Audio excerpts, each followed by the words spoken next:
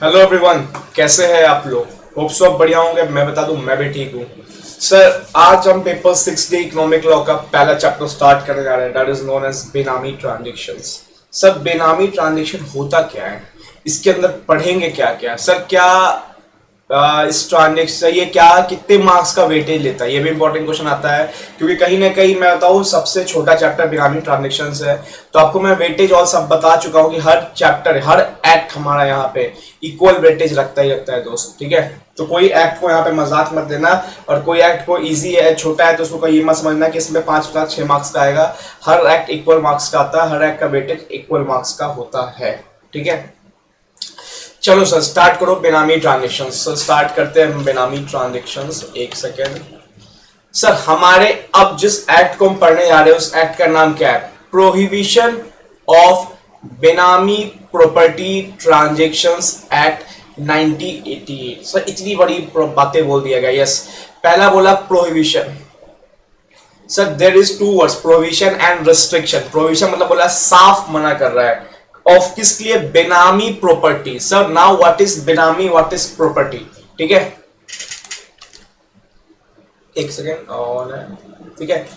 तो आपको सबसे पहले जानना पड़ेगा भैया, बेनामी का मतलब क्या होता है। बेनामी का मतलब क्या होता है? बेनामी क्या है, सुनो सर। बेनामी क्या है सर? एक पर्शियन वर्ड है। क्या है सर? पर्शियन वर्ड है।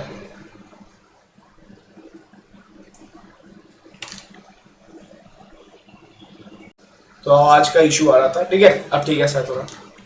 सब बेनामी क्या है? पर्शियन वर्ड है। सब बेनामी का मतलब क्या होता है? सर, लिखते जाओ, ठीक है। देखो, मैं लिख लिख के पढ़ाऊंगा, आराम से पढ़ाऊंगा, कोई हड़बड़ी नहीं है। चीजों को समझेंगे। 6 7 क्लास लगे बेनामी में, बट अच्छा से बेनामी प्रॉपर्टी ट्रांजेक्शन एक्ट हो जाएगा, जो कहीं ना कहीं हमारा, मैंने बता दिया आपको, इक्वल मार्क्स के लिए, 20 25 मार्क्स के लिए हर एक्ट आता ही आता है, ठीक है।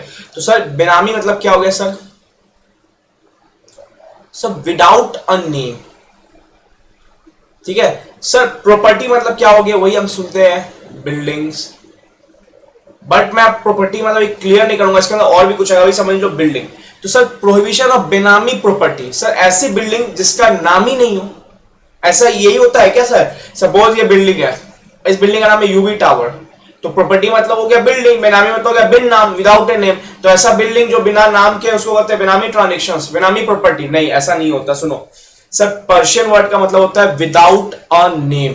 ऐसा प्रॉपर्टी जो बिना नेम के है, ये होता है पर्शियन वर्ड होता है। बट हमें इसी के मिलते जुलते इस चीज में, एक्ट में आगे पढ़ना है। हमारे लिए बेनामी का वर्ड क्या हो जाएगा, सुनो। हमारे लिए बेनामी वर्ड हो जाएगा, इट मीन्स प्रॉक्सी। सब मतलब, सुनो, अब मैं थोड़ा देखो, अभी मैं कंसेप्ट पे ज्यादा ध्यान दूंगा, अभी मैं कंसेप्ट क्लियर करूंगा। स्टडी मैट रीडिंग लगाएंगे, लास्ट में लगाएंगे, या कुछ क्वेश्चंस करते चलेंगे, ठीक है। अभी समझो बेनामी प्रॉपर्टी ट्रांजेक्शन एक्ट क्या होता है। सब, बेनामी मतलब क्या होगा? Without a name. ये पर्शियन वर्ड था, ठीक है। अभी हम क्या पढ़ेंगे? बेनामी मतलब होता है, इट मीन प्रॉक्सी। सब, प्रॉक्सी याद आ रहा है आपको? लॉ में पढ़ते थे, इंटर में प्रॉक्सी वोटिंग होता था, मेन आदमी नहीं जा रहा, उसके मतलब प्रॉक्सी जा रहा था वोटिंग करने के लिए। याद हो रहा होगा आपको, ऐसे करके ये मेन बंदा था, इसने अपने प्रॉक्सी को भेजा, ये जाके वोटिंग करता था। तो सर, यहां भी सारा खेल यही होने वाला है। अभी कंसेप्ट समझना, ठीक है। कंसेप्ट समझने में फोकस रखना। सर, होता क्या है यहां पे, सुनो। सर, एग्जांपल लेके चलते हैं। सर, ये है मिस्टर राज जी, मिस्टर राज सिंघानिया। सर, बहुत अमीर, बहुत अमीर। बट पता है आज तक टैक्स इन्होंने कितना दिया? Hardly hardly 10,000 rupees. बहुत अमीर है सर। कैसे अमीर है? ब्लैक का पैसा भरमार है इनके पास। क्या बोल रहा हूं मैं? भरमार ब्लैक का पैसा इनके पास, बहुत ज्यादा ब्लैक का पैसा है, ठीक है। अब मिस्टर राज जी का एक है ना, बहुत चहीता है ना, क्या बोलते हैं, काम करने वाला, घर पे नहीं होता है, मेड समझ लो, या मान लो जो केयर टेकर होता है, घर जो घर वार संभालता है, ठीक है। मिस्टर राज जी हमेशा बाहर रहते हैं, पूरे घर को वही संभालता है। एक थे हमारे रामू काका। मिस्टर राज जी के जान पहचान थे रामू काका। तो बहुत दिलदार व्यक्ति थे, राज जी का हर कहना मानते थे रामू काका। रामू काका भी राज जी, रामू काका जो बोलते थे वो राज जी मानते थे, राज जी जो बोलते थे वो रामू काका मानते थे। अब क्या हुआ ना, अब ये रामू काका जो थे ना, राज जी ने क्या किया, सुनो। ये बेनामी पूरा समझा रहा हूं, बेनामी प्रॉपर्टी ट्रांजेक्शन होता क्या है, सुनो। अब राज जी ने क्या बोला ना, राज जी ने बोला रामू काका, रामू काका, आप एक ना घर खरीदो। क्या बोला, रामू काका आप एक क्या करो, घर खरीदो। इन्होंने क्या किया, एक घर खरीद लिया बेंगलोर में। किसने खरीदा, रामू काका, जिनकी सैलरी क्या थी सर 5,000 से लेके 10,000 पर मंथ। सर घर कितने का था, 50 लाख रुपीस का। ठीक है, अब सर एक बात बताता हूं, असली में घर है ना ये खरीद रहे थे मिस्टर राज सिंघानिया जी, बट उन्होंने एक जरिया बनाया रामू काका को। मतलब नाम घर का नाम का पेपर किसके नाम पे था,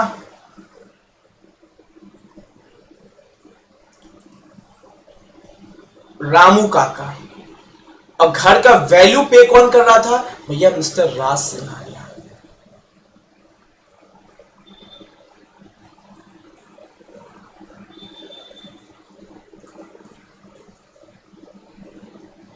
ठीक है, तो सर दिस टाइप को ट्रांजेक्शंस को, जिस टाइप के ये सिनेरियो बना, इसको होते हैं बेनामी प्रॉपर्टी। अब इसके पास जो प्रॉपर्टी आई ना, रामू काका के पास जो प्रॉपर्टी आई ना, ये बेनामी प्रॉपर्टी है। देखो यहाँ पे पर्शियन वर्ड क्या है, विदाउट अ नेम, बट यहाँ नाम तो है, प्रॉपर्टी का कौन ले रहा है सब पता चल रहा है, रामू का पता चल रहा है, बट हम इस चैप्टर में बेनामी को क्या बोलते हैं, इट्स मीन प्रॉक्सी। भैया राज जी के पास बहुत पैसा था, राज जी पास बहुत पैसा था, बट राज जी डायरेक्ट नहीं खरीदना चाहते थे बेंगलोर की प्रॉपर्टी, क्योंकि अगर डायरेक्ट खरीदते ना कहीं ईडी का छापा पड़ सकता था मिस्टर राज जी पे, क्योंकि टैक्स तो भैया ये 10,000 ही भरता है, तो 50-50 लाख की प्रॉपर्टी कहां से खरीद लेगा ये, सब ब्लैक मनी। तो इन्होंने क्या किया, ब्लैक मनी को हेल्प लिया प्रॉक्सी का। यहां पे हमारे लिए प्रॉक्सी कौन हुआ, मिस्टर रामू काका। तो सर घर का सारा रजिस्ट्री, घर का सारा पेपर डॉक्यूमेंट्स किसके नाम पे था, रामू काका, बट कंसिडरेशन किसने पे किया,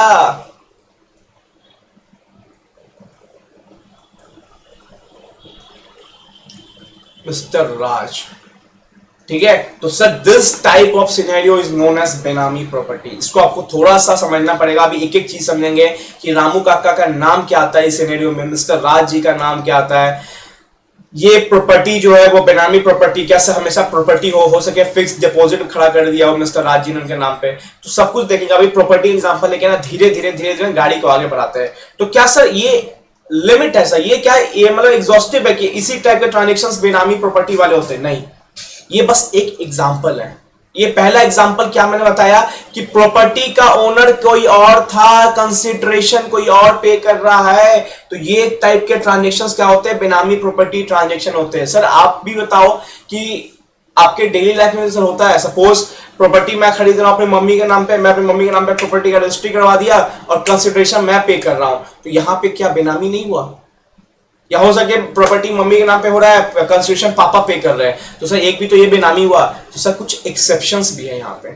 सर आप पूछोगे ना, होता नहीं है क्या कि पापा ने मम्मी के नाम पे प्रॉपर्टी खरीदा, तो सेम यहाँ पे क्या हुआ, मम्मी जस्ट लाइक प्रॉक्सी काम कर रही है, कंसिडरेशन एक्चुअल में कौन पे कर रहा है, आपके पापा पे कर रहे हैं, यहाँ पे जो सेम चीज हुआ, बट सर वो एक्सेप्शंस में आएगा। ठीक है, तो दिस ऐसे ट्रांजेक्शंस जो होते हैं ना, जो ये ट्रांजेक्शन दिया ना, दिस टाइप के transactions known as benami property transactions.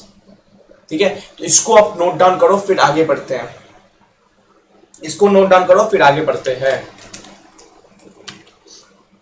Example आपके दिमाग में बैठ जाना चाहिए, कंसिडरेशन कोई और पे कर रहा है, भैया नाम ओनर का नाम कोई और है, इस टाइप के ट्रांजेक्शन क्या बोलते हैं, बेनामी प्रॉपर्टी ट्रांजेक्शन होते हैं। अभी देखेंगे, अभी देखो ये बेनामी प्रॉपर्टी हुआ, ये प्रॉपर्टी का हुआ बेनामी प्रॉपर्टी हुआ, क्यों, कंस्ट्रक्शन किसी और ने दिया, प्रॉपर्टी का ओनर कोई और था। ठीक है, अब देखेंगे क्या क्या बेनामी प्रॉपर्टी ट्रांजेक्शन होते हैं। एक तो एग्जांपल ये हो गया कि कंसिडरेशन यहां से आया, जबकि भैया रियल में बेनिफिट किसको मिलेगा, इसको मिलेगा, बट नाम किसके प्रॉपर्टी पे आ गया, इसको आ गया। सर सुनो होना क्या है, अब इसने बेंगलोर में प्रॉपर्टी खरीद लिया, नाम रामू काका पे है, लेकिन असली में देखा जाए तो पीछे का खेल यही खेल रहे थे ना। अब क्या लोग बेंगलोर का प्रॉपर्टी मान लो 3 फ्लोर थे, तीनों फ्लोर पे लगा दिया रेंट पे, 20,000 रेंट मिल रहा है, 20,000 रेंट मिल रहा है, 3 फ्लोर थे, ये रेंट का पैसा किसको जाएगा, सब बेनिफिट तो इसको मिलने वाला है ना, रामू काका तो बस जरिया था। मान लो प्रॉपर्टी खरीद लिया 50 लाख का, उस पर तीनों पे रेंट लगा दिया, 60,000 महीने कमा रहा है, तो मिस्टर राज जी तो कमा रहे हैं 60,000 महीने, रामू काका को मिलेगा, रामू काका राज जी को देंगे, तो बेनिफिट किसको मिलेगा, सर राज जी को। ठीक है, तो इस टाइप का प्रॉपर्टी क्या बोलते हैं, बेनामी प्रॉपर्टी। अब सर इनका नाम क्या होता है, रामू काका का इसमें सीन में नाम क्या होगा, आप रामू काका लिख के आओगे एग्जाम में, या मिस्टर राज सिंघानिया लिख के आओगे एग्जाम में, नहीं, आप कुछ नाम होता है इनका। सुनो, इसको मैं ना पिक्चर प्रेजेंटेशन के वे में समझाऊंगा, देखो यही समझाना था। ठीक है, तो ये आपका हुआ एक पहला पिक्चर प्रेजेंटेशन। सुनो सर, बेनामीदार और रियल ओनर बोलते हैं। सुनो, यही हमारा केस था। हमारे केस में रियल ओनर कौन था? मिस्टर राज सिंघानिया। ये हमारे केस में कौन थे? रियल ओनर थे मिस्टर, एक सेकेंड, ये कौन थे हमारे? मिस्टर राज सिंघानिया क्या थे? हमारे रियल ओनर थे। इन्होंने क्या दिया? अपना ब्लैक मनी किसको दिया था? रामू काका को, जो कि यहां पे क्या कहलाएंगे? बेनामीदार। सर बेनामीदार, ठीक है। और वो रियल ओनर नहीं, उसको नाम बोलते हैं बेनिफिशियरी, ठीक है, जो प्रॉक्सी के हेल्प पे काम करता है। तो हमारे एग्जांपल में तो ये हुआ था, रियल ओनर ने क्या किया था? ब्लैक मनी दिया था बेनामीदार को, जो हमारे एग्जांपल में रामू काका थे। रामू काका ने क्या किया? उसी पैसा से लेके क्या किया? प्रॉपर्टी को खरीदा अपने नाम पे, बट कंसिडरेशन किसने पे किया? इसने। अब मैंने क्या होता है, इसी प्रॉपर्टी को रेंट पे लगा दिया, तो रेंट का सारा पैसा किसको जाएगा? इसको जाएगा, मतलब बेनिफिट नो डाउट इसको ही मिलने वाला है। तो कहीं ना कहीं इसने अपना काला पैसा घुमा दिया है ना। जो भी इसने, मान लो ये मर्डर करता था, खूब मर्डर करता था, real owner mister Raj Singhania खूब मर्डर करते थे, सारा मर्डर का पैसा रखा हुआ था। अब इसने क्या किया ना, मर्डर का पैसा घुमाने के चक्कर में क्या किया ना, बोला रामू काका एक काम करो, आप एक प्रॉपर्टी खरीदो। तो रामू काका बोले क्या सर जी मजाक कर रहे हो? ऐसा ना तौलिया लिए हुए थे, बोले क्या सर जी मजाक कर रहे हो क्या आप? हम तो 5-10 हजार कमाने वाले, 50 लाख की प्रॉपर्टी कहां से खरीदेंगे? ईएमआई कहां से पे करेंगे लोन का? बोले टेंशन मत लो, पैसे मैं दूंगा। तो सर आप ही खरीद लो ना। बोलते रामू काका अगर मैं खरीदू ना तो ईडी का पहले छापा पड़ेगा कि 50 लाख रुपए आए कहां से, क्योंकि मैं तो टैक्स में 10,000 दिखाता था। तो रामू काका बोले अच्छा सर जी, तो मेरे को करना क्या पड़ेगा? तो रियल ओनर बोलता है एक काम करिए, ये लीजिए पैसा। अब इन्होंने बताया नहीं ब्लैक मनी व्हाइट मनी, बोला लीजिए पैसा और आप जाइए बैंगलोर में एक प्रॉपर्टी है उसको खरीदिए और अपने नाम पे खरीदिए। बोलता सर जी ठीक है मैं निकल रहा हूँ। रामू काका ट्रेन पकड़े और रामू काका निकल गए बैंगलोर में प्रॉपर्टी खरीदने। ये प्रॉपर्टी बैंगलोर की है। अब रामू काका जो बेनामीदार है, क्वेश्चन आता है एग्जाम में दोस्त, पूछा जाएगा हु इज बेनामीदार, एक पूरा केस में बना रहेगा। तो जो प्रॉक्सी होता है ना उसको बेनामीदार करते हैं, जिसका जरिए कहते हैं जो कठपुतली रहता है वो हमारा बेनामीदार रहता है। ऊपर कौन है? हमारा मेन बेनिफिशियल ओनर है, वो ऊपर से ना पूरा कठपुतली जैसा नचा रहा है, नीचे किसको नचा रहा है? बेनामीदार को नचा रहा है। तो रामू काका पहुंचे बैंगलोर में, प्रॉपर्टी नाम लिखवाया अपने नाम पे, 50 लाख जमा किया, प्रॉपर्टी वाले कुछ भनक नहीं हुआ। रामू काका ने बताया नहीं कि मैं नौकर हूं, बस गया भाई शोएग में कोट वोट पहन के, अब प्रॉपर्टी खरीद लिया। अब भाई रामू काका आया रियल ओनर के पास, मिस्टर राज जी के पास, कि रामू का बोलते राज जी मैंने प्रॉपर्टी खरीद लिया, आपके पूरे पैसे मैंने दे दिए, 50 लाख पूरा एक बार जमा कर दिया, प्रॉपर्टी ले लिया। अब राज जी बोलते काम करो रामू काका, आपका काम हो गया खत्म, आप आपके नाम पे बस प्रॉपर्टी है, काम करो इस प्रॉपर्टी को लगा दो रेंट पे। अब उस पे रेंट पे 3 फ्लोर है, 20 हजार रुपया मेरे को उसमें से आते रहेगा। अब आपका काम खत्म, मैं आपको 5,000 रुपए देते रहूंगा एक्स्ट्रा करके। तो बस बेनिफिट किसको मिला? No doubt sir real owner को। रियल ओनर का ब्लैक मनी भी कन्वर्ट हो गया और रियल ओनर को उस प्रॉपर्टी से रेंट भी मिलने लगा। तो इस टाइप के ट्रांजेक्शन्स को बोलते हैं बेनामी प्रॉपर्टी ट्रांजेक्शंस। इसी को रोकने के लिए हमें एक्ट बनाया गया प्रोहिबिशन। तो सर कभी भी ये मत लिखा ना मनी लॉन्ड्रिंग एक्ट, नहीं, सब में आगे लिखा हुआ प्रोहिबिशन। आपको ये नहीं सिखाया जाएगा कि बेनामी करना है, नहीं, कैसे बेनामी ट्रांजेक्शन्स को करते हुए रोकना है। तो प्रोहिबिशन का मतलब यही होता है, ठीक है। चलो सर यहां तक कोई दिक्कत नहीं। सर जिसको कठपुतली ऐसा नचाया जाता है वो कौन होता है? हमारा बेनामीदार। जो नचाता है वो कौन होता है? हमारा रियल ओनर, या आप इसको बोल दो बेनिफिशियल ओनर, ठीक है। चलो आगे बढ़े, कोई दिक्कत नहीं, यहां तक कोई दिक्कत नहीं, नो डाउट। चलो आगे बढ़ते हैं। अब सर 2-3 चीज सुनो, ठीक है। Sir why people tend to benami transaction, देखो ये सारे स्टडी मैट के लैंग्वेजेस हैं जो मैंने यहाँ निकाले, क्वेश्चन कभी पूछा जा सकता है। सर देखो जब क्या कंप्लीट कर लेंगे ना सारा हम चैप्टर, तो एक बार पूरा स्टडी मैट रिवाइज मारेंगे 1.5-2 घंटे में, जब आपका पूरा कॉन्फिडेंस आ जाए कि आप ये स्टडी मैट की एक चीज देख लोगे, इंडेक्स से देख लोगे किस पेज पे क्या क्या बातें हैं। अब सर लोग क्यों बेनामी ट्रांजेक्शन करते हैं? इस टाइप के ट्रांजेक्शन लोग क्यों करते हैं? मिस्टर राज जी ने क्यों किया? सर पहला आता है टू एस्केप, भागना बचना from tax loss provision. Yes सब 50 लाख की प्रॉपर्टी खरीद रही हो, टीडीएस काटना पड़ेगा। 50 लाख की प्रॉपर्टी खरीद रहे हो तो अपना 50 लाख का इनकम सोर्स बताओ, कहां से क्या कमा रहे हो, और उनका सारा इनकम कहां से था? ब्लैक मनी था, और ब्लैक मनी हुआ या जो भी अनसोर्स मनी हुआ उस पर 70% तक टैक्सेस लगते हैं। तो सर इस टाइप को बचाने के लिए ना, टैक्स लॉस बचाने के लिए ना, लोग बेनामी ट्रांजेक्शंस करते हैं। क्यों?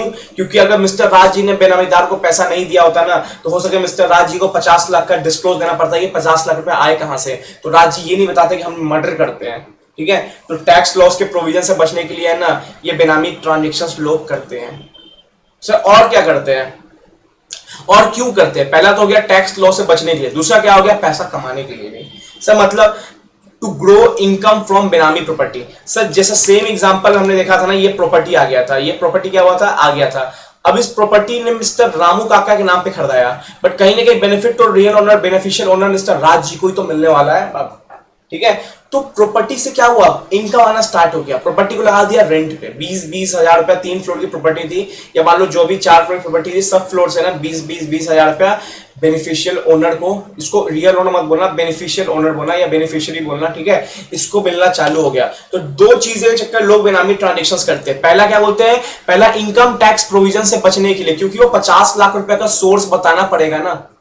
अब यहां पे सोर्स नहीं बता पाएंगे तो टैक्स लग जाएगा। अनसोर्स इनकम में 70% तक का टैक्स लगता है, आप पढ़ोगे डीटी में है, याद नहीं आ रहा मेरे को, शायद सेक्शन 115 करके कुछ है, यहाँ पे 60% प्लस सरचार्ज लग के टोटल 70% तक टैक्स लग जाता है, जो भी आप सोर्स ऑफ इनकम डिस्क्लोज नहीं कर पाए तो टैक्स बचाने के लिए। और प्रॉपर्टी खरीदा गया, रामू काका ने प्रॉपर्टी खरीद लिया, अब इस प्रॉपर्टी को रेंट पे लगा दिया, और रेंट का सारा पैसा कौन ले रहा है भैया, हमारे बेनिफिशियल ओनर ले रहे हैं। तो टू ग्रो इनकम, पैसा कमाने के लिए फ्रॉम बेनामी property like house rent type में, या टू मैनिपुलेट नेटवर्थ। अब सर देखो लोगों की नेटवर्थ कैसे होती है, मेरी नेटवर्थ कैसे निकाली जाएगी भाई, मेरे ऑफिस के एसेट्स दिखे जाएंगे, मेरे कितने लाइबिलिटीज है, ये सबको एडजस्ट करते हुए, करंट एसेट्स, फिक्स एसेट्स सबको देखते हुए मेरा नेटवर्थ निकाला जाएगा। अगर मेरा नेटवर्थ हाई हुआ तो हो सके ईडी का छापा पड़ने वाला है मेरे पास, अच्छा खासा नेटवर्थ है, 8-8 हजार करोड़ का नेटवर्थ किसी के पास होगा, तो भैया इन्फोर्समेंट डायरेक्टरेट आपको कभी भी छापा मार सकता है, इनकम टैक्स पे कभी भी आपको ऑफिसर घर पे इंटर कर सकते हैं। तो अपना नेटवर्क को ना लिमिट में रखने के लिए, नेटवर्क को छोटा रखने के लिए, क्या पता कल जाके आप किसी कंपनी में हो और कंपनी में आप है ना लिमिटेड नहीं अनलिमिटेड शेयर्स लिए हुए हो, limited by shares, limited by guarantee, unlimited. और अनलिमिटेड आपको पता होगा कि अगर कंपनी वाइंडिंग अप में गई ना तो आपके सारे शेयर्स देखो सुनो बता देता हूं, कंपनी लिमिटेड बाय शेयर्स होती है, याद आ रहा है, कंपनी लिमिटेड बाय गारंटी होती है, कंपनी अनलिमिटेड होती है। सर अनलिमिटेड क्या होता है ना, जो शेयर होल्डर्स होते हैं ना उनके पर्सनल एसेट्स भी बेचे जाते हैं, पर्सनल एसेट्स बेचे जाते हैं। अगर कंपनी की लायबिलिटी 108 करोड़ है, सुनो 108 करोड़ कंपनी की लायबिलिटी है, कंपनी का एसेट 40 करोड़ है, तो सर अभी भी 68 करोड़ रुपया कंपनी को देना बाकी है अपने क्रेडिटर्स को। तो शेयर होल्डर्स को बुलाया जाता है, शेयर होल्डर्स के पर्सनल एसेट्स तक बेचे जाते हैं, जो कि नेटवर्थ में एसेट्स काउंट होते हैं, सारे एसेट्स बेच के ना लायबिलिटी को सेटअप किया जाता है। तो भैया इस केस में क्या होगा, अगर मान लो मिस्टर राज जी ने अपने नाम पे प्रॉपर्टी खरीदा होगा ना तो उसके नेटवर्थ में ये प्रॉपर्टी इंटर कर जाएगा, फिर मिस्टर राज जी को ये अपना प्रॉपर्टी बेचना पड़ेगा for settling down of this 68 crore rupees, ठीक है। तो ये 3-4 चीजों के चक्कर में लोग बेनामी ट्रांजेक्शंस करना ज्यादा पसंद करते हैं, कि टैक्स लॉ से बचना चाहते हैं, इनकम ग्रो करना चाहते हैं और नेटवर्क्स को मैनिपुलेट करना चाहते हैं, ठीक है। और क्या करते हैं, use black money to purchase such property, अपना ब्लैक मनी, ये कहीं ना कहीं ये पॉइंट इससे ही है, to escape from tax laws. तो जितने ब्लैक मनी हुआ ना, काला धन, काला धन का सारा उपयोग क्या हुआ, प्रॉपर्टी खरीदने में मिस्टर रामू काका द्वारा। जो हमारा एग्जांपल था ना वो प्रॉपर सेट एग्जांपल था कि काला धन का कैसा उपयोग करना होगा, काला धन का कैसा यूज होता है, ठीक है। यहां तक कोई दिक्कत नहीं, चलो आगे बढ़ते हैं फिर, चलो आगे देखते हैं। उससे पहले हमने 2 चीजें भी देखा, बेनामी प्रॉपर्टी क्या होता है सब देख लिया हमने, कि जहां पे प्रॉक्सी का यूज लेके जो प्रॉपर्टी खरीदा जाए उसको बेनामी प्रॉपर्टी बोलते हैं, और इस प्रॉपर्टी का कंसिडरेशन फ्यूचर बेनिफिट में या मान लो प्रेजेंट बेनिफिट में ही रियल ओनर जो कि हमारा बेनिफिशियरी ओनर था उसको मिलना स्टार्ट हो जाए। तो सब बेनामीदार कौन होता है, जो प्रॉक्सी होता है, जो कठपुतली बन के नच रहा होता है, वो बेनामीदार होता है। सर क्यों बेनामी प्रॉपर्टी ट्रांजेक्शंस करते हैं या क्यों बेनामी प्रॉपर्टी में इंटर करते हैं? सर पहला क्या होता है, टू मैनिपुलेट नेटवर्थ, अपना नेटवर्थ मैनिपुलेट करने के लिए, use black money for purchase of such assets, या use black money to purchase such property, ठीक है। To grow income from benami transactions, जैसे हमने देखा कि हाँ रेंट का पैसा आना स्टार्ट हो जाएगा, तो ये सब हमारी चीजें थी जो हमने देखा। सर क्वेश्चन एक और आता है, object behind enactment of provision of benami property transaction, मतलब भाई सिंपल बात है, provision of benami property transaction act लाने के पीछे का कारण क्या था, मेन मुद्दा क्या था, ऑब्जेक्ट मतलब क्या हुआ, मेन मुद्दा क्या था, ठीक है। मेन ऑब्जेक्ट क्या था, मेन मुद्दा क्या था, provision of benami property transactions के पीछे लाने का मेन मुद्दा क्या था, वो देखेंगे। 2 इंपॉर्टेंट मुद्दे जान लो। पहला भैया तो टू स्टॉप रुक जाओ, बहुत बेनामी ट्रांजेक्शन्स कर लिया, क्योंकि ये 19s में आया था, ठीक है, जो कि आपने देखा होगा। एक सेकेंड, 1988, मतलब इससे पहले है ना, सोचो आपके दादाजी या मतलब पापा जी के टाइम का ट्रांजेक्शन से बहुत सारे बेनामी ट्रांजेक्शन होते होंगे और मैंने देखे हैं, ठीक है। तो इसको रोकने के लिए, साफ साफ बेनामी ट्रांजेक्शन्स रोकने के लिए ये एक्ट लाया गया। और मान लो कोई ट्रांजेक्शन हो गया हो, कोई प्रॉपर्टी मिल गई हो, कोई प्रॉपर्टी रामू काका के नाम से लोगों पे परचेज हो गई हो, तो उस प्रॉपर्टी को रिकवर करने के लिए। सेम मनी लॉन्ड्रिंग में भी यही था। मनी लॉन्ड्रिंग में क्या होता है, मनी लॉन्ड्रिंग रोकने के लिए और जो प्रॉपर्टी आ गई होगी उसको अटैचमेंट या प्रॉपर्टी को कॉन्फिस्केट करने के लिए। तो प्रॉपर्टी बन गई होगी, मतलब बेनामी ट्रांजेक्शन हो चुका होगा, पहले तो क्या है, स्टार्टिंग में ही रोक दो स्टार्टिंग में। अगर हो गया तो उसके रिगार्डिंग कोई प्रॉपर्टी आई होगी ना, उसको क्या करो भैया, उसको रिकवर करो। फिर बेनामी प्रॉपर्टीज को रिकवर करो। असली जो बेनिफिशियल ओनर है उसको बुलाओ, उसको बोलो कि आपका सोर्स ऑफ इनकम ये था, ये डिस्क्लोज करो, आपने बेनामीदार के नाम पे प्रॉपर्टी ली है। तो यहां तक कोई दिक्कत नहीं। क्वेश्चन देखो सब स्टडी मैट के, एक एक डिस्कशन करते चलेंगे।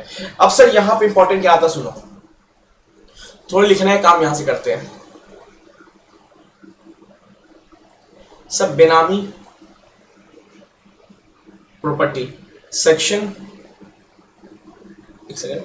2 क्लॉज 8, ठीक है।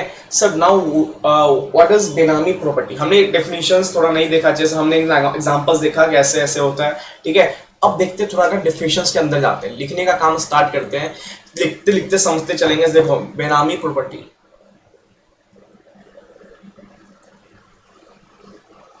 आज कुछ क्वेश्चंस भी देखेंगे हम स्टडी मैट के, 10-12 क्वेश्चंस है, बहुत इंपॉर्टेंट, बहुत लाजवाब क्वेश्चंस, ठीक है। बेनामी प्रॉपर्टी क्या हुआ, बेनामी property means any property which is the subject matter of बेनामी property means any property which is subject matter of बेनामी ट्रांजेक्शंस। अब देखो sir, law is all about, ये होता है ना, एक एक चीज के अंदर है ना, हम क्या करते हैं, धीरे धीरे आगे बढ़ते हैं। हमने देखा बेनामी प्रॉपर्टी क्या होता है, तो भैया जो भी प्रॉपर्टी आपने लिया होगा which is subject matter of बेनामी ट्रांजेक्शंस, जो बेनामी ट्रांजेक्शंस करके लिया होगा, and also includes the proceeds from such property। तो sir proceeds from such properties आपके दिमाग में आना चाहिए रेंटल इनकम्स, ठीक है।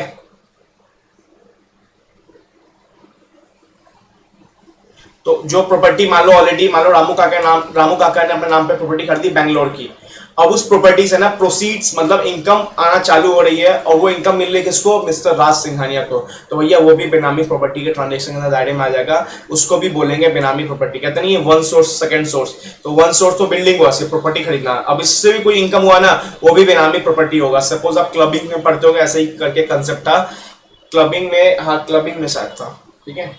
तो यही यहाँ भी वही चीज है। और एफसीआरए पढ़ते होगे कि फॉरेन कंट्रीब्यूशन आया, उससे आपने कहीं और पैसा लगाया, उसका इंटरेस्ट का पैसा भी एफसीआरए कहलाता है। तो यहाँ भी चीज वही हो गया, बेनामी प्रॉपर्टी से कमाया गया पैसा भी बेनामी प्रॉपर्टी में ही कहलाता है।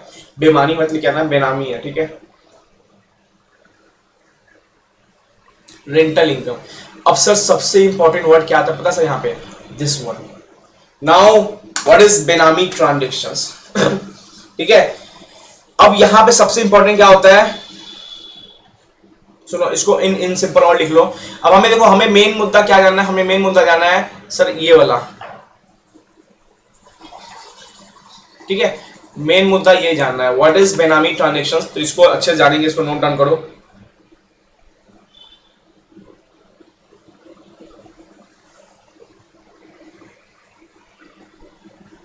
चलो अभी लिखते चलो। बेनामी प्रॉपर्टी मींस क्या हो गया, जो भी प्रॉपर्टी जो तुमने बेनामी ट्रांजेक्शंस करके कमाया, या जो बेनामी ट्रांजेक्शंस करके तुमने प्रॉपर्टी को एक्वायर किया। एग्जांपल्स देखा कि बेनामी ट्रांजेक्शंस कैसे होते हैं, जो ट्रांजेक्शंस दिया किसी और ने, प्रॉपर्टी का नाम किसी और ने खरीदा, इस टाइप के ट्रांजेक्शंस बेनामी ट्रांजेक्शंस होता है। अभी देखेंगे, डेफिनेशन ही बहुत इंपॉर्टेंट है इस चैप्टर। सबसे इंपॉर्टेंट बेनामी ट्रांजेक्शंस की डेफिनेशन है रादर देन बेनामी प्रॉपर्टी। बेनामी प्रॉपर्टी क्या होता है, जो बोल दिया जो बेनामी ट्रांजेक्शंस करके कमाया गया प्रॉपर्टी, या बेनामी ट्रांजेक्शंस करके लाया गया प्रॉपर्टी। नाउ व्हाट इज बेनामी ट्रांजेक्शंस, ये इंपॉर्टेंट है, ठीक है। सुनो और लिखो पहले इसमें,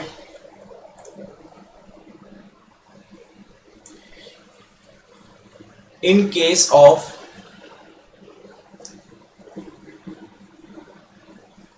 बेनामी property the person who pays consideration for the purchase.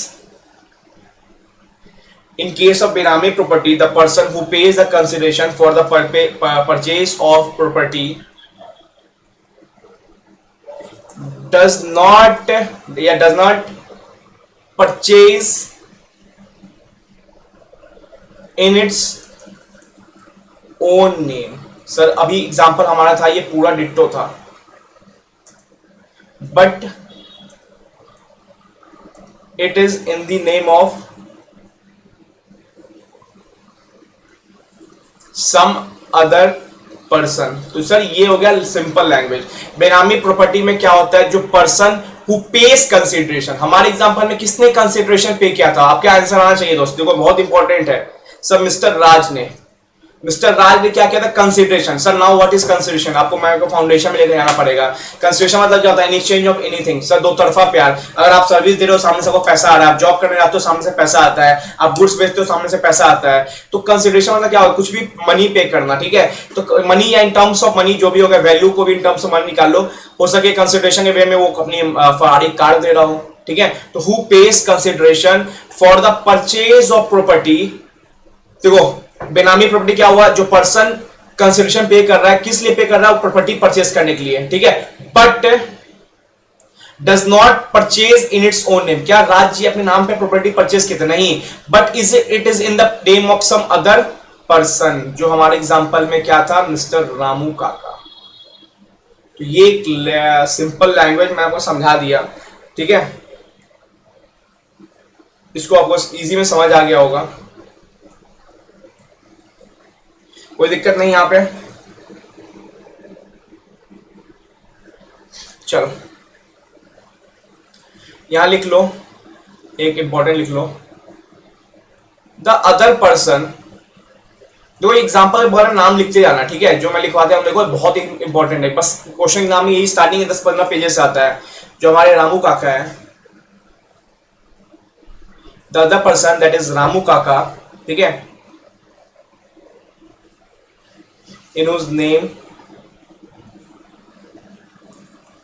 the property has been purchased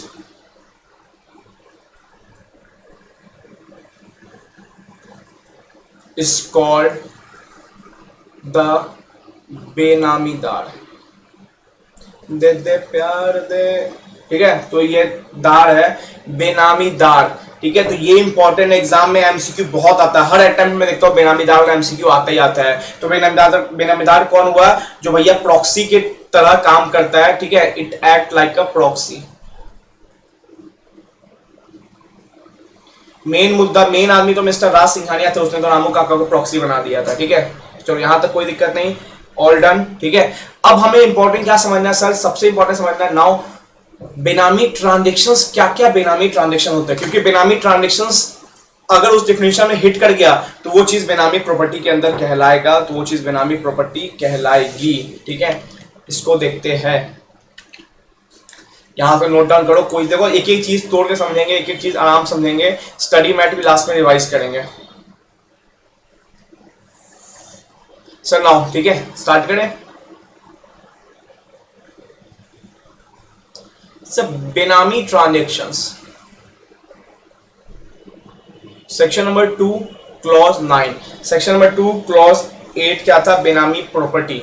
अब नाउ व्हाट इज बेनामी transactions. Sir it means, sir बहुत इंपॉर्टेंट वर्ड है ये, फाउंडेशन बच्चों को मैं पढ़ा रहा हूं, आपको ही समझा देता हूं फिर से. मतलब सर पत्थर की लकीर, मतलब इतना ही बस बेनामी ट्रांजैक्शन है. मतलब इसमें अगर फॉल कर गया तो वो प्रॉपर्टी क्या होगी, बेनामी प्रॉपर्टी होगी. इंक्लूड्स नहीं है कि और भी चीजें ऐड होगी. तो बेनामी ट्रांजैक्शंस मींस या इट मींस. ठीक है सर, इट मींस ए, सुनो, इट मींस ये A1 समझ लो, ए है, ठीक है, ये ए वाला अलग पॉइंट है. It means a transaction or an arrangement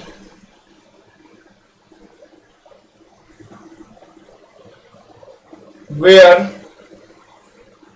a property, देखो सिंपल सेम चीज है, ठीक है, where a property is transferred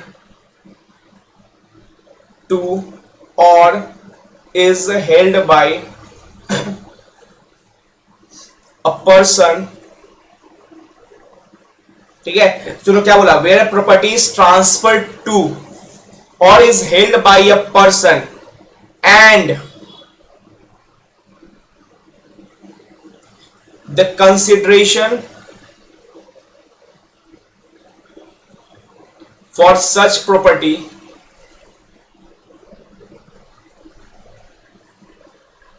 as paid by another person. तो पहला बेनामी ट्रांजेक्शन में पहला एग्जांपल क्या है जो ऊपर देखा था, जो प्रॉपर्टी है जो ट्रांसफर की गई है किसको, या मान लो हेल्ड की गई, उसने खुद ले लिया, या मान लो प्रॉपर्टी को ना ट्रांसफर कर दिया किसके नाम पे, रामू काका के नाम पे, या मान लो हेल्ड बाय अ पर्सन, यहां पे अ पर्सन कौन होगा, हमारा रामू काका. एंड साथ में देखो एंड है यहां पे, मतलब प्लस, मतलब प्रॉपर्टी नाम में किसकी हेल्ड कर रहा है, रामू काका प्रॉपर्टी हेल्ड कर रहा है, ठीक है, प्लस कंसिडरेशन कौन पे कर रहा है, another person, second person Ramu काका फर्स्ट पर्सन. सर नॉर्मली तो यहां भी यही होता है ना, मैं अगर अपनी मम्मी के नाम पे प्रॉपर्टी कर दूं तो यहां मेरी फर्स्ट में मम्मी आ जाएगी और सेकंड पे कंसिडरेशन मैं पे कर दूंगा, मैं अभी जॉब में मैं पे कर दूंगा, या मैं अभी प्रैक्टिस में मैं पे कर दूंगा, तो कंसिडरेशन मैं आ गया. तो सर ये क्या, ये सब प्रॉपर्टी भी बेनामी प्रॉपर्टी होती है? नहीं सर, अभी एक्सेप्शंस आएगा. तो सर देखो एक्सेप्शंस में वो चीज अगर हिट कर गया तो वो एक्सेप्शन हो गया, उसके अलावा ये सब किससे नहीं बना, तो ये सब प्रॉपर्टी क्या होगी, बेनामी प्रॉपर्टी. जैसे रामू का के नाम पे आपने खरीद लिया, शाम के नाम पे खरीद लिया, आपका बस ड्राइवर था आपके उसके आपने उसके नाम पे खरीद लिया. देखते नहीं हो गांव में भी बहुत सारे क्या होता है ना, पैसे दिए आते हैं, मतलब भाई तू प्रॉपर्टी खरीद, और इनडायरेक्टली प्रॉपर्टी किसी और के नाम पे होता है. डीमोनेटाइजेशन केस में भी बहुत चीजें देखी गई थी ऐसे, ठीक है. तो यहाँ पे क्या होता है, प्रॉपर्टी हेल्ड कोई और पर्सन कर रहा है और कंसिडरेशन कोई और पे कर रहा है. तो पहला एग्जांपल हमने ऊपर ही देखा था. तो क्या से एग्जॉस्टिव में इतना ही होगा, नहीं, अभी बहुत चीजें सुनो. बाय अनदर पर्सन एंड, साथ साथ ये भी होना चाहिए, सुनो क्या, and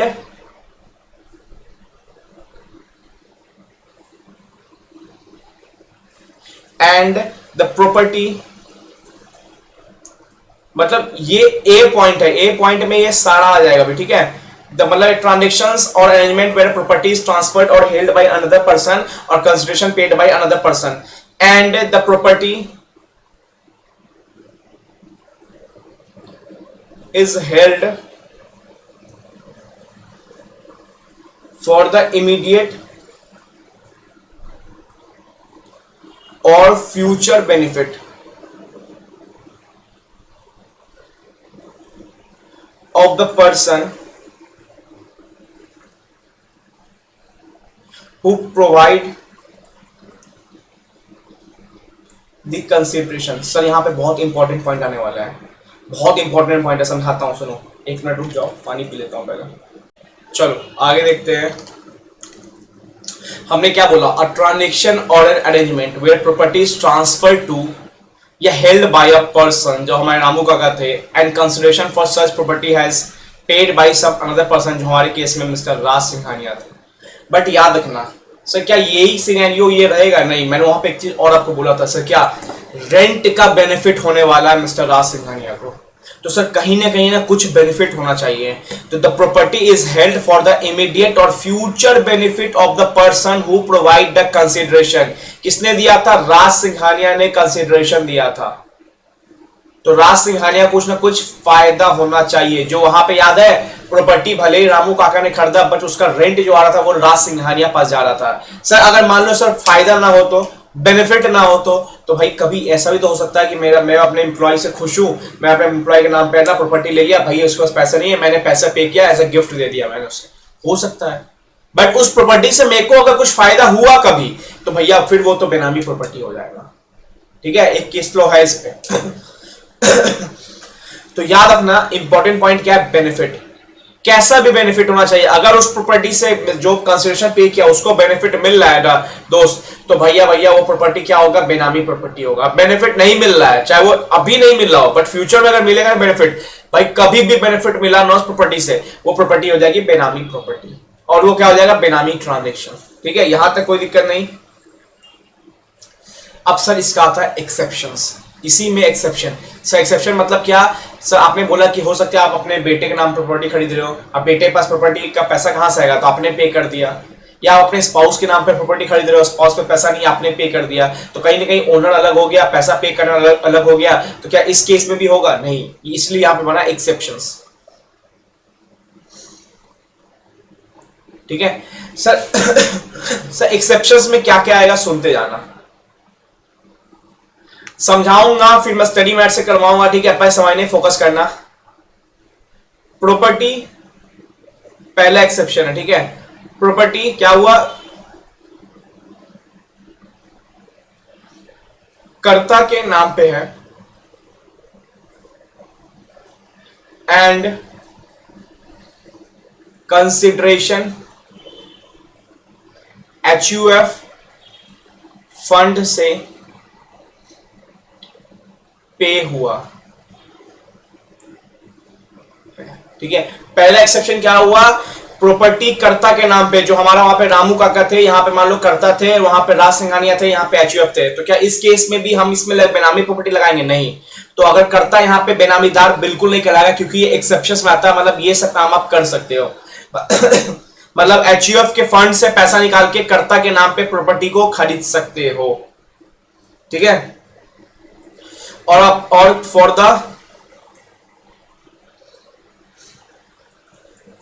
the benefits of other members. ठीक है, इन द फैमिली। तो सर पहले एक्सेप्शन क्या आ गया, एचयूएफ चाहे तो पैसा एचयूएफ पे कर रहा है, बट प्रॉपर्टी किसके नाम पे, कर्ता के नाम पे, तो ये चल सकता है। पहला एक्सेप्शन हमारा ये आया। सर दूसरा एक्सेप्शन क्या है, टोटल 4 एक्सेप्शन है। सुनो, वर्ड याद रखना, फिड्यूशियर, एक second.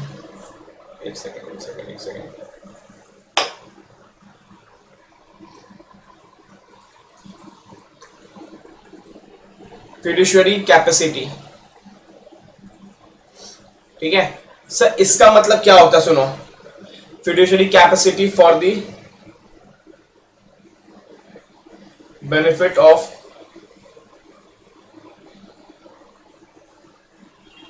another person includes trustee. ठीक है, पार्टनर। अब सुनो यहां पे क्या आया, कर्ता वाला केस तो एकदम अलग कर दिया, कर्ता एचयूएफ केस अलग कर दिया। सर यहां पे क्या बोला, सपोज कोई ट्रस्ट है, ट्रस्ट का नाम क्या है, साहिल कल्याण फाउंडेशन।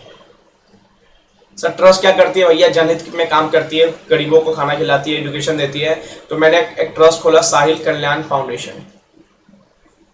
अब ट्रस्ट में ट्रस्टी होता है जो देखभाल करता है। ठीक है, इसमें मान लो मिस्टर कुमार सिद्धार्थ क्या है, ट्रस्टी है जो ट्रस्ट का देखभाल करते हैं, और मिस्टर यश खन्ना। ठीक है, ये दोनों क्या हुए, ट्रस्टी हुए। साई कल्याण फाउंडेशन ने क्या था, ट्रस्ट था। तो ट्रस्ट चाहे तो ट्रस्टी के नाम पे प्रॉपर्टी खरीद सकता है। तो पैसा कहां से पे हुआ, ट्रस्ट के नाम से पैसा पे हुआ, कंसिडरेशन पे हुआ, बट किसके नाम पे प्रॉपर्टी आ रही है, ट्रस्टी के नाम पे आ रही है। मिस्टर कुमार सिद्धार्थ के नाम पे प्रॉपर्टी खरीद लिया, तो फिड्यूशियरी कैपेसिटी में for the benefit of another person, किसी अनदर पर्सन में ट्रस्ट में आप काम कर रहे हो, उसके बेनिफिट्स के लिए आप क्या कर सकते हो, ट्रस्ट पैसा दे के ट्रस्टी के नाम पे एक प्रॉपर्टी खरीद सकता है। तो ये सब कैपेसिटी में अगर हो रहा है तो एक्सेप्शंस में ये सब आएगा। तो 2 एक्सेप्शंस देख लिए, जहां पे भैया कंसिडरेशन कोई और पे कर रहा है, प्रॉपर्टी किसी और के नाम पे, ठीक है, चल सकता है। एचयूएफ के केस में कर्ता के नाम पे प्रॉपर्टी है, कंसिडरेशन एचयूएफ पे कर रहा है। ट्रस्ट के केस में प्रॉपर्टी ट्रस्टी के नाम पे ट्रस्ट कर रहा है। अब तीसरा केस क्या है सर,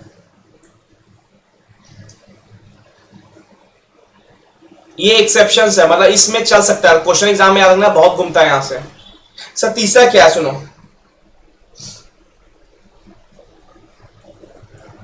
एनी पर्सन, क्या बोला मैं, any person being an individual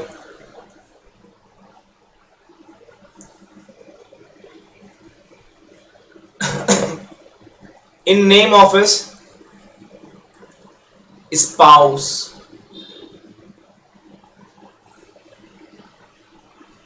in name of his spouse or in the name of any child for such individual. सब मतलब मान लो ये मिस्टर ए है, इनकी वाइफ है मिसेस ए। मिस्टर ए क्या कर रहे हैं, अपनी वाइफ के नाम पे ना बिल्डिंग ले रहे हैं। प्रॉपर्टी किसके नाम पे है,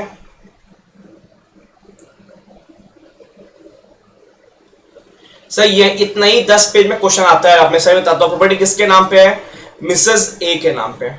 कंसिडरेशन कौन पे कर रही है, हाउसवाइफ है, ठीक है, अभी काम नहीं कर रही है, अभी हाउसवाइफ है, ठीक है। कंसिडरेशन कौन पे कर रहा है,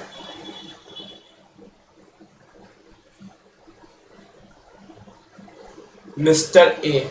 तो क्या सर ये ऊपर का केस नहीं आ गया, कंसिडरेशन कोई और पे कर रहा है, प्रॉपर्टी किसी और के नाम पे है, तो सर ये सब केस में ना अलाउ है। तो 3 केस हमने देख लिया, एचयूएफ करता है ट्रस्टी वाला, जहां फिड्यूशियरी कैपेसिटी में पार्टनर डायरेक्टर भी आ सकता है उसमें, ठीक है। तो एग्जांपल है ट्रस्टी, पार्टनर, डायरेक्टर। और तीसरा में क्या हुआ, स्पाउस, और मान लो कोई भी चिल्ड्रन नेम पे, यहां मान लो मिस्टर मिसेस ए नहीं है, यहां पे मान लो मिस्टर ए का बेटा है मिस्टर श्याम, तो हो सकता है मिस्टर श्याम के नाम पे प्रॉपर्टी रजिस्टर्ड है, कंसिडरेशन कोई और पे कर रहा है, मतलब ओनर प्रॉपर्टी का मिस्टर श्याम है, उनका बेटा, बट असली में पैसा कौन पे कर रहा है, मिस्टर ए। तो ये एक्सेप्शन है, ये भी अलाउ है,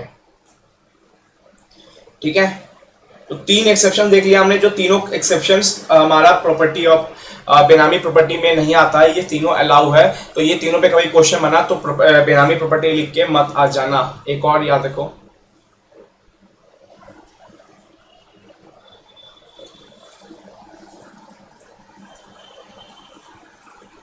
property acquired in the name of, ऊपर स्पाउस और चिल्ड्रन को लिमिट किया गया, यहां पे क्या, property acquired in the name of brother, sister, linear ascendant, ठीक है। तो एज ज्वाइंट ओनर, यहां पे आपको ज्वाइंट ओनर बनना पड़ेगा, ठीक है। एंड कंसिडरेशन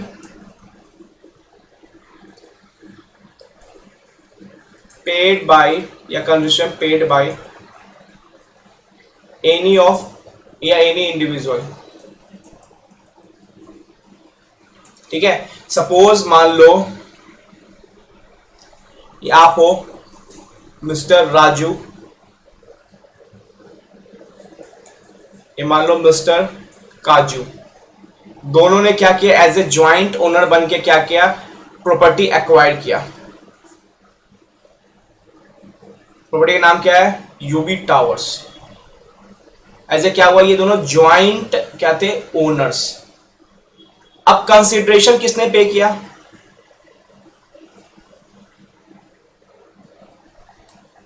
ये ना ब्रदर था। अब consideration paid bye mister Raju himself, तो क्या ये चलेगा, यस सर दौड़ेगा। तो प्रॉपर्टी एक्वायर करते हो अपने ब्रदर के, सिस्टर के नाम पे, लीनियर असेंडेंस के नाम पे, बट तुमको वहां पे क्या होना पड़ेगा, ज्वाइंट ओनर बनना पड़ेगा। फिर ज्वाइंट ओनर बनने, मान लो मिस्टर काजू जी का बिजनेस नहीं था, कुछ नहीं था, अभी नल्ले बैठे हुए थे, तो मिस्टर राजू जी भी अगर सारा कंस्ट्रक्शन पे करे ना, तो मिस्टर राजू क्या किया, कंस्ट्रक्शन पे करने वाला। ओनर कौन है, ज्वाइंटली दोनों है, ब्रदर ब्रदर दोनों, या मान लो ब्रदर सिस्टर है, तो ओनर में ज्वाइंटली नाम राजू का भी आना चाहिए। ऐसा नहीं हो जाए कि ब्रदर के नाम पे आपने प्रॉपर्टी ले लिया, कंस्ट्रक्शन सिर्फ आप पे कर रहे हो, आप ज्वाइंट ओनर नहीं हो। ब्रदर सिस्टम में आपको ज्वाइंट ओनर बनना पड़ेगा, अदरवाइज फिर प्रॉपर्टी बेनामी हो जाएगी। तो ये 4 एक्सेप्शंस है, बहुत इंपॉर्टेंट एक्सेप्शंस है, स्टडी मैट के थ्रू गो थ्रू करेंगे, फिर देखते हैं।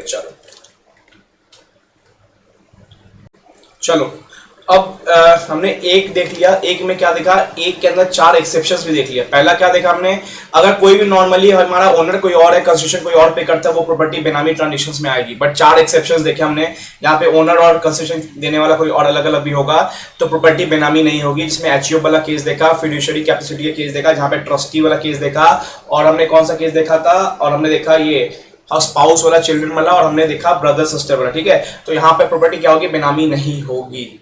ये ए था। अब आते हैं बी पे। सर ये बी क्या पढ़ा रहे हो सर? ए बी वो पढ़ा रहा हूं जहां पे प्रॉपर्टी बेनामी ट्रांजेक्शंस में आती है। तो ए में तो हमने लिख दिया था हेडिंग में ऊपर, बट उसके 4 एक्सेप्शंस थे। अब बी में आता है जो प्रॉपर्टी बेनामी ट्रांजेक्शंस में आती है। सुनो, अ transaction or an arrangement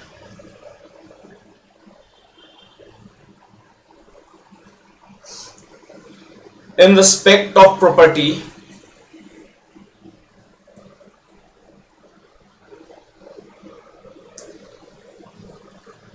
carried out or made in name of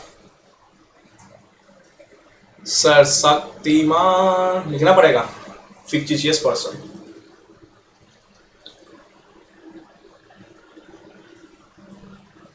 fictitious name सब मतलब सुनो, मतलब बचपन में मेरे बहुत सारे दोस्तों ने किया हुआ था कि ना सिम कार्ड निकालते थे किसी और आदमी के आधार कार्ड में। होता था, मैं बचपन में सुनता था स्कूल में बच्चे करते थे ऐसा।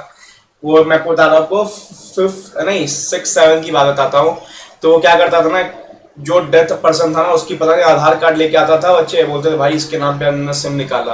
और बहुत सारे स्कूल्स में ये होता था। तो सर एक्चुअली वो कहानी था क्या, सुनो। ये मिस्टर राज जी थे। मिस्टर राज जी बहुत तेज तरार दिमाग में। इसने क्या किया ना, एक डुप्लीकेट सब कुछ है ना प्रॉपर्टी के पेपर्स बनवाए, मिस्टर आधार कार्ड बनवाया, समझ लो आधार कार्ड बनवाया डुप्लीकेट में, समझ लो बनवा लिया। ठीक है, एक पूरा फिक्टिशियस नेम रेडी कर दिया। नाम क्या था, मिस्टर गुमनाम। ठीक है, सब कुछ इनका फोटो वोटो पता नहीं कहां से लिया है। और ये ऐसा आदमी जो एग्जिस्ट ही नहीं करता, मतलब एक है ना, मतलब ये मिस्टर गुमनाम या मिस्टर शक्तिमान करके एक ऐसा नाम लिया है। बता दिए कि आदमी है ये है ना, मान लो कि यूपी के किसी गांव में रहता है, सर गांव का नाम क्या, फुलेरा। ठीक है, पंचायत वालों आपको पता होगा। ठीक है, चलो अब यहां रहते हैं वो।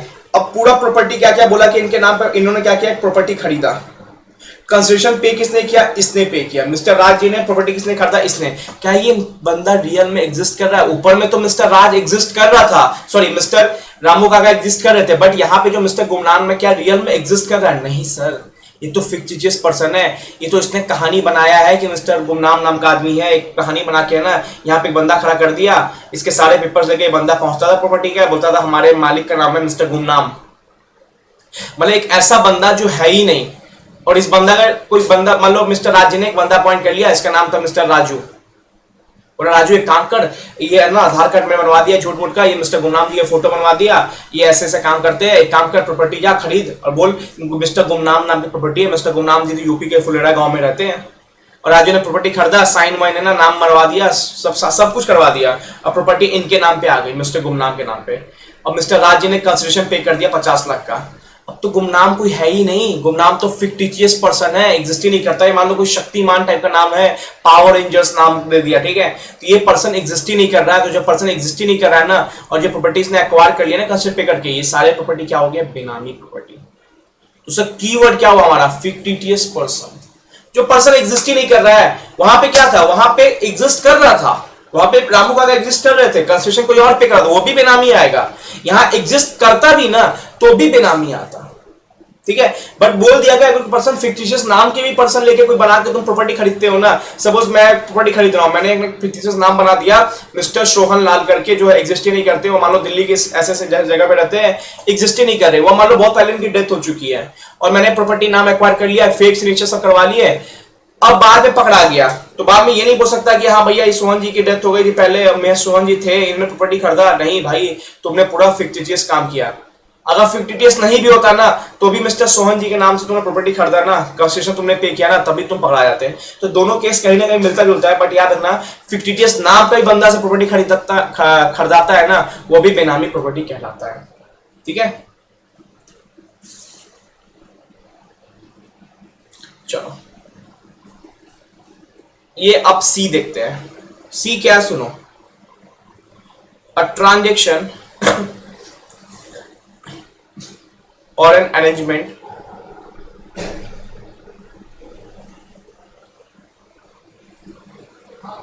in respect of property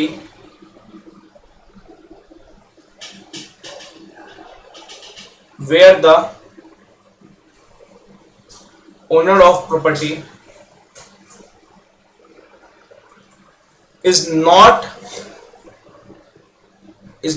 aware or denies knowledge of ownership। Sir example बताओ, सर एग्जांपल बताया जाए। एक सेकंड सर, यार ना मान लो वही राज जी का एग्जांपल चलते हैं। मिस्टर राज जी का बर्थडे था, ठीक है, बर्थडे था और यहाँ पे खूब ना शैंपेन की बोतल रखी हुई थी, या बियर की बोतल समझ लो, शैंपेन बोतल बियर बोतल समझ लो। मिस्टर राज जी ने फोन लगाया, रामू काका आइए आप भी पीजिए यार, क्या यार तुम गम में भी पियो, खुशी में पियो, फेल होके पियो, पास होके पियो, ठीक है। तो मिस्टर रामू काका जी आए, 2 बोतल इन्होंने गटकाई, 2 बोतल इन्होंने गटकाई। ये तो भैया इंपोर्टेड पीते रहते हैं, इनको कोई चढ़ा नहीं, रामू काका पूरा चढ़ चुके थे, ठीक है, नशे में आ गए रामू काका। एग्जाम्पल बता रहा हूँ, कहानी बना रहा हूँ, ठीक है। अब ये पेपर लेके आया, पेपर ऐसा था, इसमें लिखा होता प्रॉपर्टी यहाँ की ऐसे, प्रॉपर्टी यहाँ की, प्रॉपर्टी वहां की। रामू का बोले क्या है, अरे मैं तुम्हें ना 2-3 हजार सैलरी बढ़ाने वाला हूँ। राज ने ये बोल दिया, रामू का लिया, रामू का अपना थंब प्रिंट लिया और उसमें लगा दिया, ठीक है, थंब लगा दिया। कहीं ना कहीं है ना राज जी ने ना गलत तरीके से ना प्रॉपर्टी पे सिग्नेचर करवाया, या मतलब बिना नॉलेज ऑफ ओनर इस प्रॉपर्टी पे साइन करवाया। अब जब ईडी का छापा पड़ा ना, एनफोर्समेंट डायरेक्टरेट का, इस प्रॉपर्टी पे, कोई प्रॉपर्टी थी बैंगलोर की, ठीक है, तो देखा ओनर तो यहाँ पे रामू काका है। रामू काका बुलाया गया, क्या रामू काका आप ओनर हो? पहला केस में रामू काका बोलते हैं हाँ सर हम ओनर है, तब पकड़ा जाएगा, ठीक है भाई कंस्ट्रक्शन कौन पे किया, क्या पे किया, ऐसा सुना जाएगा, फिर आगे केस बढ़ेगा। यहाँ पे क्या हुआ, पूछा जाएगा क्या रामू काका आपका बेंगलोर में बिल्डिंग है क्या? रामू काका बोला नहीं तो भाई, तो ये देखो प्रॉपर्टी के सारे कागज आपके सिग्नेचर है। तो रामू काका बोलता नहीं भाई ये है ना, ये मेरे नॉलेज से नहीं था, ये डिनाइज नॉलेज, वो मेरे नॉलेज में नहीं था, मैं चढ़ा हुआ था, जानबूझ के ये सब करवाया गया ना, मेरे से करवाया गया, कंस्ट्रक्शन किसी और ने पे किया है, हम तो पता नहीं कैसे कैसे ये पेपर कौन पेपर ऐसे बोल, घबरा गया रामू काका। तो एक तो रामू काका अवेयर नहीं थे, नॉट अवेयर, ठीक है, और डिनाइज नॉलेज, भाई इनके नॉलेज में था ही नहीं।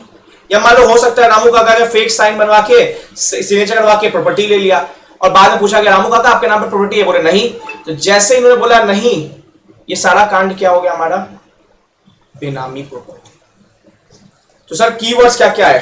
सर कीवर्ड्स 3 आए। पहला केस में क्या था, कंसेशन कोई और पे कर रहा है, नाम किसी और का है, दैट इज बेनामी प्रॉपर्टी। दूसरा में क्या हुआ, फिक्टिटियस पर्सन हो गया, वो हो गया बेनामी प्रॉपर्टी। तीसरा में क्या हो गया, वो पर्सन तो एग्जिस्ट कर रहा है बट वो डिनाइज कर रहा है अपना ओनरशिप, बोला हमें तो पता ही नहीं प्रॉपर्टी किसके नाम पे है, हमें जबरदस्ती साइन करवा देगा, फेक सिग्नेचर देखो फेक सिग्नेचर है, मैं तो साइन ही नहीं किया, मैं तो जानता ही नहीं इस प्रॉपर्टी के बारे में, ठीक है।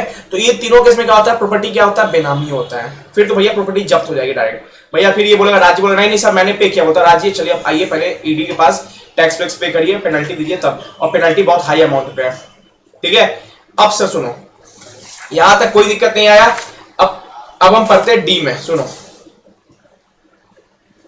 सुनो, डी क्या है, person provides consideration is not traceable or is fictitious, or consideration paid from some unknown source, ठीक है। क्या बोला मैंने, देखो यहां पे हमेशा में केसेस क्या देखा, हमने देखा कि जो प्रॉपर्टी खरीद रहा है ना, जो प्रॉपर्टी एक्वायर कर रहा है ना, वो ही फिक्टिटियस हो रहा है, या उसको ही नॉलेज नहीं है, या उसको नॉलेज होने के बाद ही कंसिडरेशन कोई और पे कर रहा है। अब यहां पे क्या है, अब जो कंसिडरेशन पे कर रहा है ना मिस्टर राज,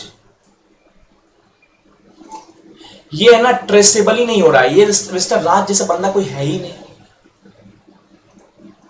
मतलब सुनो सिंपल बताऊं, अगर कोई प्रॉपर्टी खरीदता खरीदता आता है ना, तो कहीं ना कहीं प्रॉपर्टी का नाम तो ये है, और जो कंसिडरेशन पे हो रहा है ना, तो देखो कंसिडरेशन घुमा फिरा के कंसिडरेशन इसने ही पे किया होता है, वो तो हम पकड़ते हैं कि हाँ कंसिडरेशन इसके द्वारा पे किया गया है, बट कंसिडरेशन पे करने वाला पता ही नहीं चल रहा है हमें, या फिक्टिटियस पर्सन है जो कंसिडरेशन पे कर रहा है, ठीक है। तो कहीं ना कहीं ये प्रॉपर्टी, मान लो इसको पकड़ा गया, ये मान लो बोला कि भाई ये रामू काका थे, बोले रामू काका आपने 50 लाख रुपए कहां से दिया, बोलता भाई हमें नहीं पता, भाई मिस्टर राजी थे, मिस्टर राजी को ढूंढा गया, मिस्टर राजी कोई है ही नहीं, अब मिस्टर राजी का एग्जिस्टिंग ही नहीं है, कोई और बंदा था इसमें, ट्रेसेबल ही नहीं हो पा रहा है, फिक्टिटियस बंदा बना के ना अकाउंट्स का पैसा घुमाया जा रहा है, ठीक है। और consideration paid from some unknown source, कोई और सोर्स से, कोई बैंक अकाउंट नहीं है कंसिडरेशन पे करने का, ठीक है। कैश का बक्सा आ रहा है, कहते नहीं है वो पहले सूटकेस में बक्सा आ रहा है, पैसा पे हो रहा है, निकल रहा है, बस बात खत्म। अननोन सोर्स से पैसा पे हो रहा है, कोई अकाउंट नहीं, ना नॉन रेजिडेंट अकाउंट है, ना कोई बैंक अकाउंट है, कोई अकाउंट से पैसा नहीं पे हो रहा है,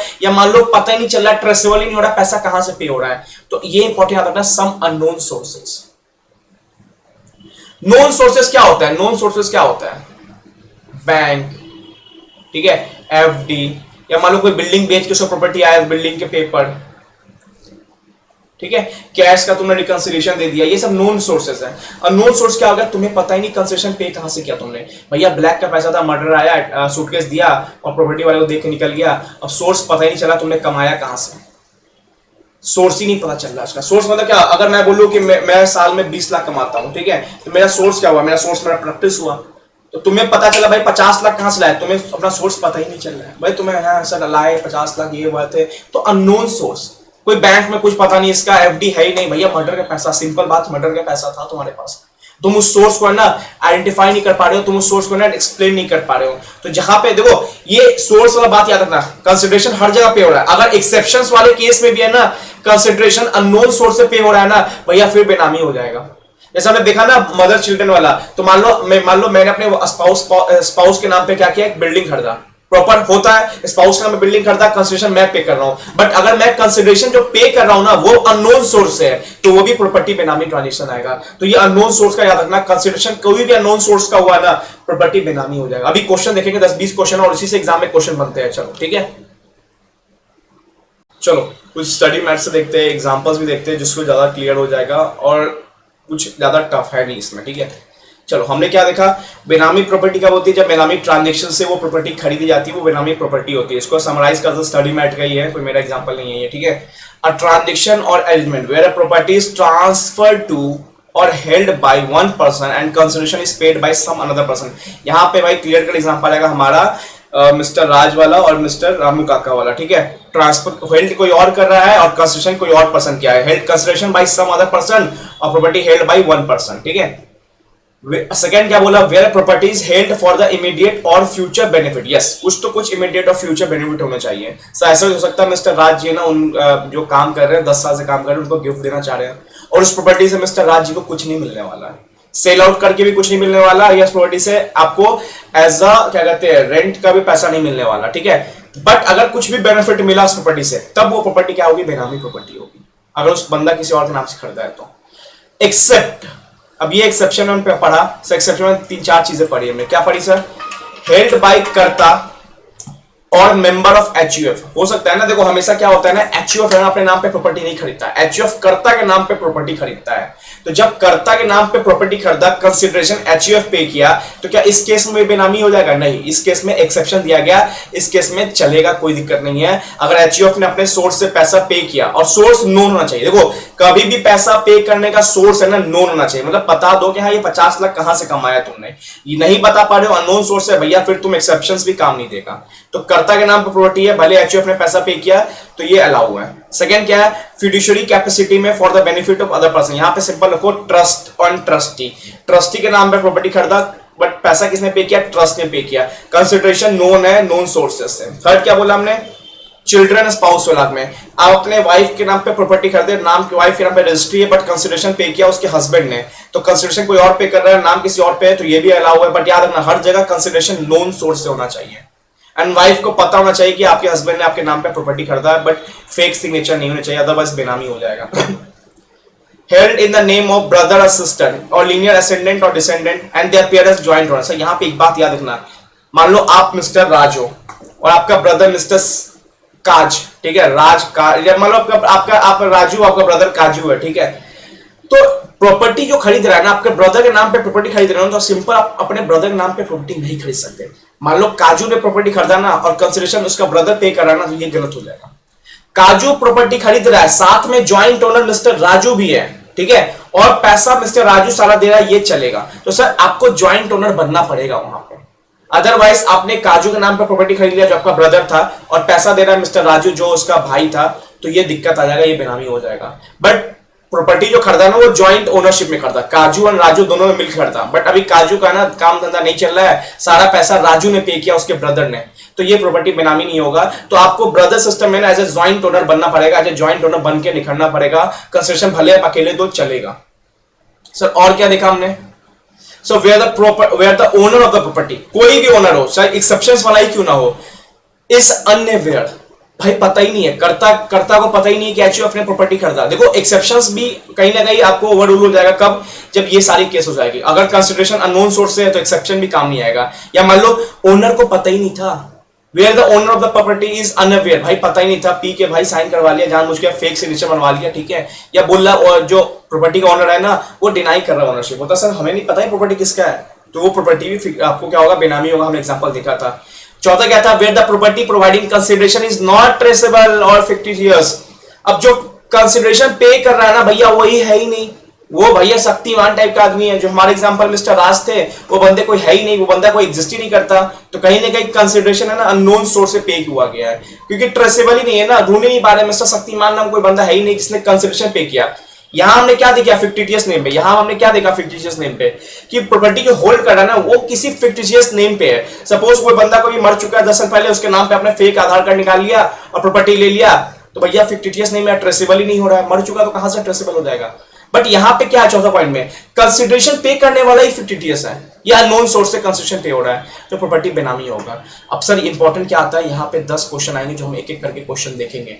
10 क्वेश्चन बहुत लाजवाब है, एग्जाम में बनता ही बनता है इससे केस सिनेरियो बना के, ठीक है। पहला question, mister X a non resident Indian, ठीक है, एनआरआई है, purchase a flat for 50 lakh in the joint name of his brother. Sir अगर यहाँ पे जॉइंट नेम नहीं होता तो सिर्फ ब्रदर के नाम पे होता, एंड मिस्टर वाई, देखो in the joint name of his brother mister Y का ब्रदर था, and himself from his NRE account, मतलब मिस्टर एक्स ने पूरा पैसा पे किया है अपने नॉन रेसिडेंट अकाउंट से, मिस्टर एक्स ने पूरा पैसा पे किया है। सब बताओ, अगर मिस्टर एक्स यहाँ पे जॉइंट ओनर हिमसेल्फ नहीं होता, सिंपल क्वेश्चन होता है मिस्टर एक्स एक नॉन रेसिडेंट है, उसने परचेज किया फ्लैट अपने ब्रदर के नाम पे, जॉइंट नेम नहीं होता, सिर्फ ब्रदर होता, तो क्या बेनामी होता है? यस।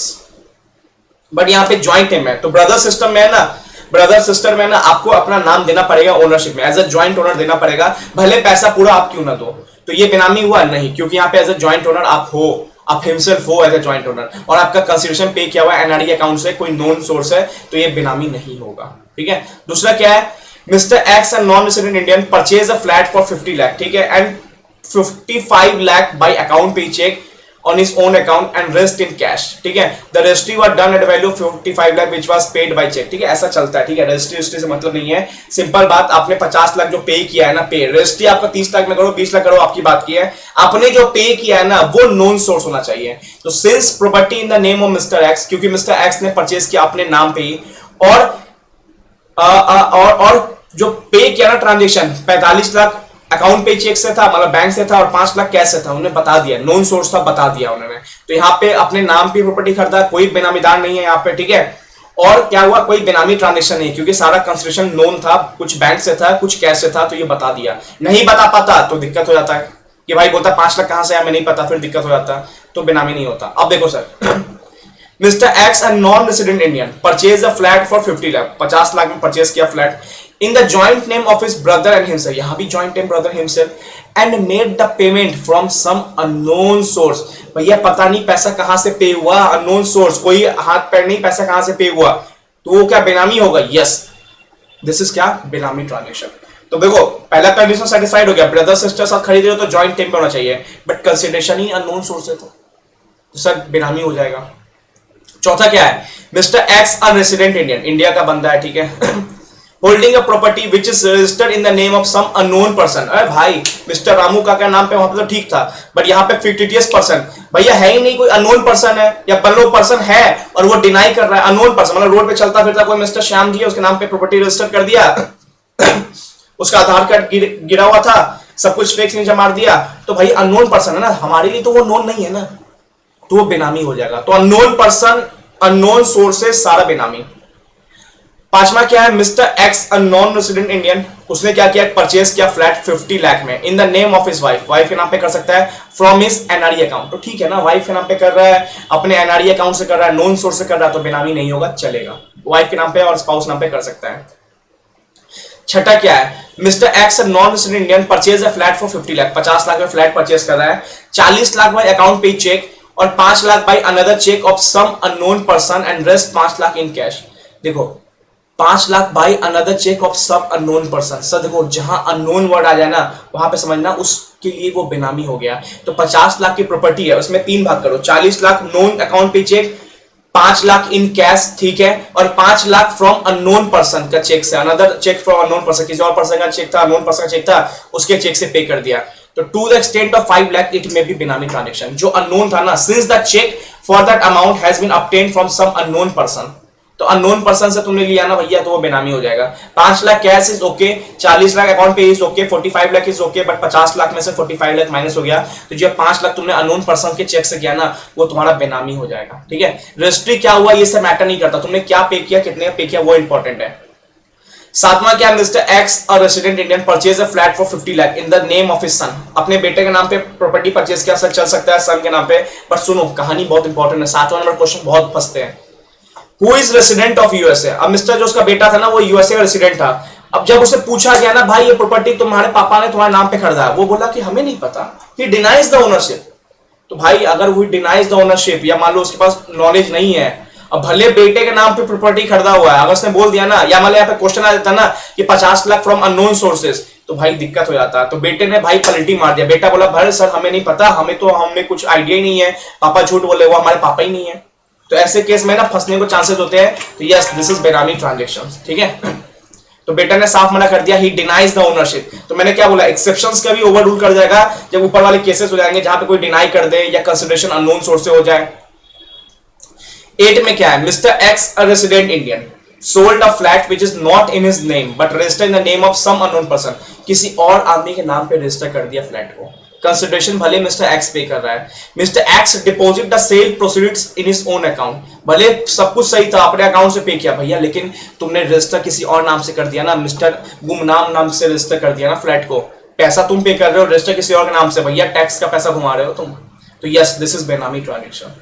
9 क्या है, mister X a resident Indian purchase a flat for 50 lakh, 50 lakh का परचेज किया flat, but the payment was made by some unknown person, या पेमेंट किसी और पर्सन द्वारा किया गया, तो जहां अननोन वननोन दिख जाना सारा क्या है, बेनामी है, ठीक है। यहां तक कोई दिक्कत नहीं, ऑल क्लियर। नेक्स्ट क्लास में आगे बढ़ेंगे, ठीक है। अच्छा लगे भैया तो लाइक कर दो, सब्सक्राइब कर दो चैनल को एंड शेयर करो, इसको मैं यूट्यूब पे डालूंगा। अभी मैं कोशिश करूंगा 4 से 5 लेक्चर लगेगा इसको कंप्लीट करने में, स्टडी मैट में मैं धीरे धीरे कवर करते चल रहा हूँ आपको, ठीक है। अच्छे अच्छे क्वेश्चन, यहीं से क्वेश्चन बनेंगे आपके। चलो ऑल द बेस्ट।